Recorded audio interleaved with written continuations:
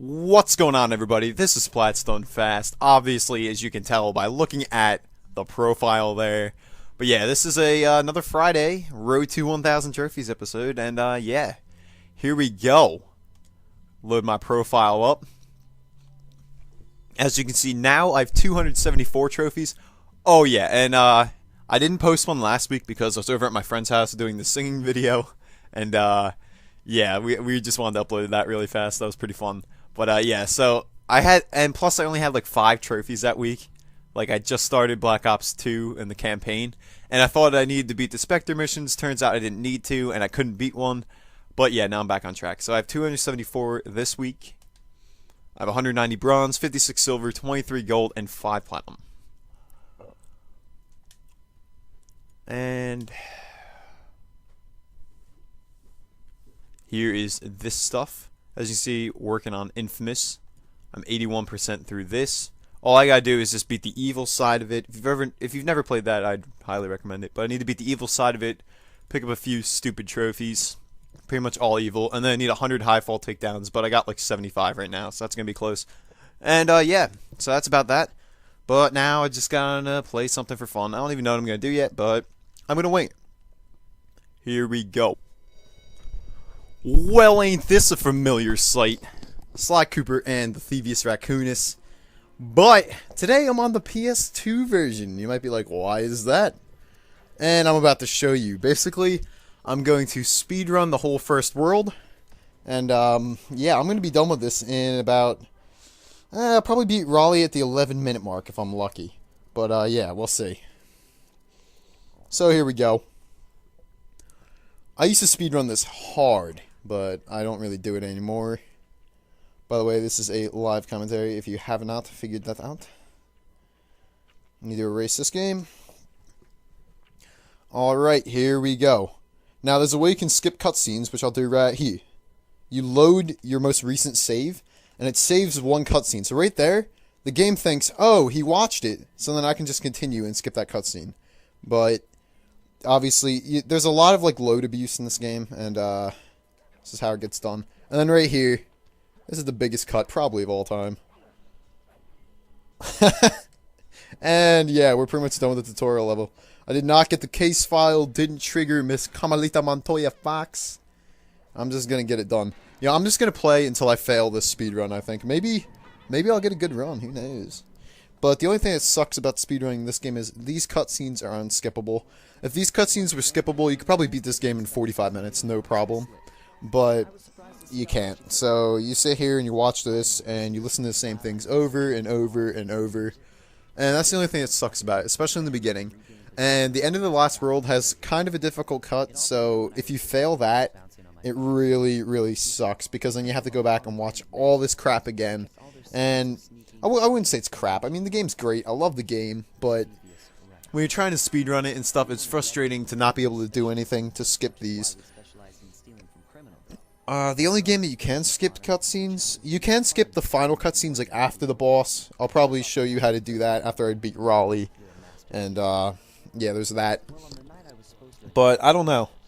The only other Sly game you can skip cutscenes is Sly 4, but the problem is that game is so long and it's an open world game, and yeah, it kind of sucked to speedrun. I did the first world already speedrun in that game, and it took me like an hour to do the first world, and that was like getting all the bottles and stuff too. But I mean, I have a route for the bottles in the first world. I just run through and I can get them all within 5 minutes. But yeah, it would take forever to speedrun that game, even with the whole cutscene skips. And yeah, that game's meant to be more played for the story and stuff. It's not meant to really be speedrun. This game, however, there's really not a huge story to it. You're just collecting the book, and yeah, it's just how it works. But that's that. So this cutscene's still going on, as you can see. This is a like 3-minute cutscene, and then we go to the hideout and we go to the next world, and there's like another minute cutscene. Usually I get to Tide of Terror at the 4-minute mark about. Like I start a stealthy approach at the 4-minute mark. So I don't know. I've done this way too much, these first few levels. You're gonna see some really cool stuff in the first level though, like stealthy approach. I'll do a catapult, which is something where you just shoot up into the sky, and I can avoid the whole first cutscene using that. And I'm only going to complete one level in Raleigh's world, and I'll be done with his world. There is 2 open world skips where you can just run basically to the cannon.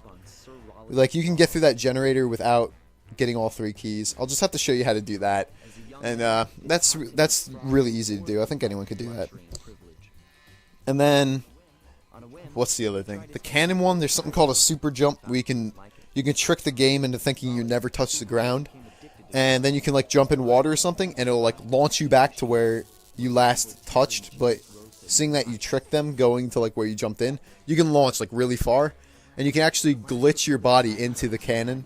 And then it's kind of like one of those holographic markers. The second you touch it, it thinks you went in it. So you pretty much jump really far away. You jump in the water. It shoots Sly all the way back, really low to the ground. And then he goes through the cannon. And then it's like, oh, well, you obviously got all 7 keys. Let me just shoot you up here. But yeah, I'll show you that when I get there as well. And then maybe I'll get the mug shots. I don't know. If I get a good run, I guess I'll continue off of this. But I'm planning on beating the first world, but if I blow it, I'm going to be pissed. But yeah, here we go. Here's a catapult. If I can pull it off. Not enough, not enough. There we go. And just skip that whole first cutscene there. Usually there's a cutscene the second you get out of that cliff, but I just skipped all that. Wow, I'm sucking so far. Faster to go this way than it is to go up the ladder, obviously. And, these guys are stupid. I don't even know what they're called. I never really went back when I got the Binocucon power-up, where it's like, oh, you can read information on the guards. And unfortunately, there's no way to skip the rest of these cutscenes in the level. But, you know, you gotta watch them. There's 2 more, I believe. There's this one, the one after the water on the hook. And then, yeah, then you just get the key. So yeah, there's 2 cutscenes here you gotta watch. But you can jiggle their heads around for fun. Haha! But, you know, that's the only thing frustrating about this game. It is the cutscenes, and there's so many in the beginning that if you fail, you gotta watch all of them again. It sucks. You know, like the #1 speedrunner of this game beat the game in an hour and 10 minutes. So to beat the game, I'd need to get a sub 110 run. But he's like, even he said, he's like, yeah, it's fun for like the first little bit, and then it just gets really repetitive, and the fun is short-lived. I think that was his exact words. He's like, the fun is short-lived in this game.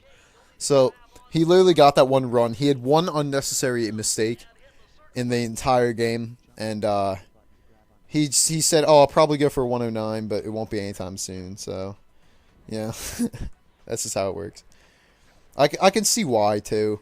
This I never pull off, but you can actually like jump along the top of those things. But that's a hard jump, very difficult jump. It's actually easier on the collection version for some reason, but I don't know. It only saves a few seconds, and if you die, you lose a ton of ground. So I don't really see that it's worth it in the long run of an hour-long speedrun game. But you know, and it's actually faster not to collect the bottles and not to get roll to get through this game. You actually save 4 minutes just not getting roll.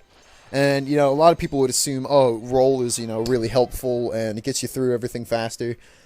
It does, but it's not worth the time collecting the bottles. I'd say the best 2 levels to do it on are probably this level of Stealthy Approach and the first level in Mug Shots, which is a rocky start. But, because, I mean, you're forced to do those levels. And here, I just load. You see, I got Prowling the Grounds here. But I'd have to watch a few cutscenes. But if you load, you pop up right here. And, you know, GG. And you'll see what I'm doing here. Now, I have a charm here, as you can tell. I'm going to need that for the second skip. But the first one here, you can destroy the generator. Watch. You run off, the guard shoots, he hits the generator. For some reason, whatever Sly can destroy, the guards can destroy as well. So he shot, missed me, hit the generator.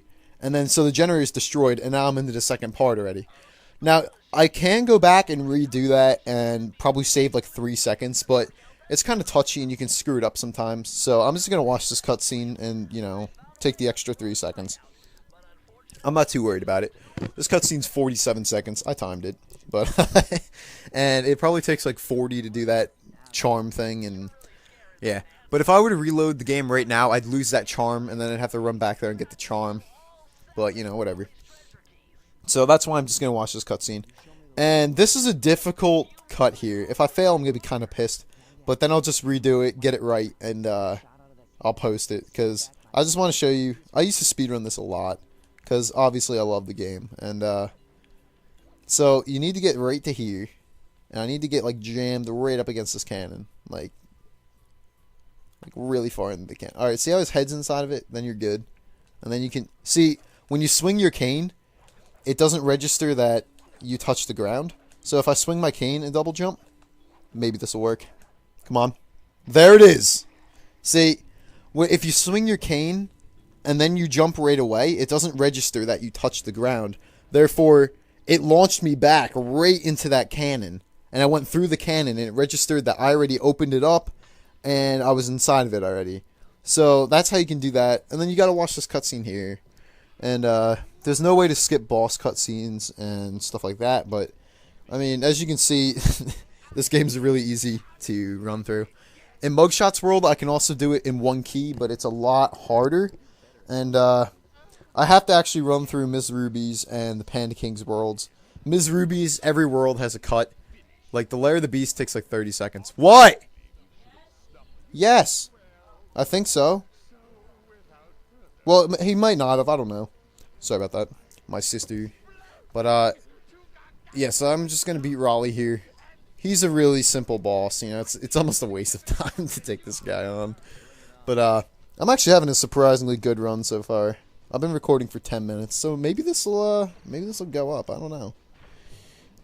Maybe if I get through Mugshots, I'm just going to complete the run. Screw it. But Mugshots glitch is even, like... You need to do a catapult in the beginning, which is what I did behind the sign in, what's it called? In a stealthy approach. But the thing is, that catapult is so touchy. You sometimes shoot too high and you hit a death barrier above the map. And other times you don't go high enough and then you get stuck and then you gotta, like, restart the game. And if you're really lucky, it glitches you underneath the map. And then you're stuck there forever. And the only way you can get out is by reloading the game and losing all of your charms. It's not a good time. Oh, no! Okay, I thought he jumped 6 times for some reason. It's the tongue thing that does 6. That was stupid. Oh, well. So here comes 5. 1, 2, 3. Come on, keep up with me, Raleigh. 4, 5. Why'd he do 6? This game. Alright, there we go. I don't know. I just choked there. But whatever. Now he does 6 little rotations with his tongue. And all you gotta do is double jump over those. 5, 6. And then right here, oh, shit. I could have skipped that cutscene as well. But yeah, I'm done with the first world already, and I'm just gonna end this here. Because I could have already been a lot faster. And, but yeah, hopefully you enjoyed that. You can speedrun this game so well. And if you guys ever want to try it out, do it on the PS2 version, because all the glitches work on the PS2 version. The PS3 version, you can do the super jumps, which I did by swinging the cane and crap, but you can't do the catapults, and you can't skip the cutscenes, like even with the load abuse thing. So, if you're going to try this, definitely do it on the PS2 version, but if not, hopefully you just enjoyed watching me play it. I haven't done that in a while, and I actually did surprisingly well, so, you know, yeah, hopefully you enjoyed. Until next time, I'm PlatsDoneFast, and I'll see you later.